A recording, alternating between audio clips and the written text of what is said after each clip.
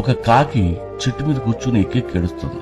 అదే చెట్టు కింద కూర్చున్న సాధు ఎందుకు ఏడుస్తున్నావు అని అడిగాడు. అప్పుడు కాకి చెప్పింది, నేను నల్లగా ఉంటాను, ఎవరు నన్ను పెంచుకోరు, ముద్దు చేయరు, నన్ను ప్రేమించే వాళ్లే లేరు, ఏ ఇంటి మీద వాళ్ళ కర్రత కొడుతున్నారు, నా మీద నాకే చిరాకు ఇస్తుంది స్వామి, ఈ ప్రపంచంలో అందరూ బాగానే ఉన్నారు, నా జీవితమే ఇలా ఏడ్చింది అని చెప్పి ఏడుస్తుంది. ఎవరు బాగున్నారు అని అడిగాడు సాధు. అదిగో అక్కడ హంసను చూడు స్వామి, ఎంత అందంగా పుట్టిందో అంది. ఒకసారి వెళ్లి ఆ అందమైన హంస ఆనందంగా ఉందో లేదో కనుక్కో అన్నాడంట సాధు. కాకి వెళ్లి హంసను కలిసింది. అప్పుడు హంస అన్నది, నాది ఒక అందమైన తెల్ల సున్నం కొట్టి దేవుడు నన్ను ఇక్కడ పడేశాడు, ముగుడు తెచ్చిన ముండలా ఎప్పుడూ ఈ కొలంలోనే తిరుగుతూ బతకాలి, ఆ మఖాం చూడు ఎంత అందంగా పుట్టిందో అని హంస ఏడ్చింది.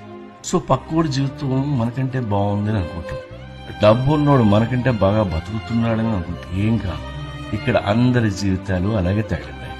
అందరినీ పుట్టించిన దేవుడు హ్యాపీగా ఉన్నాడో లేదో ఎవరికి తెలుసు. కాబట్టి ఎవడి కష్టాలు వాడి. ఆ కాకిలాగా మనల్ని ఎవడో లవ్ చేయకపోతే ఇంకా అదృష్టం, ఇంకా ఆనందంగా బతుకు.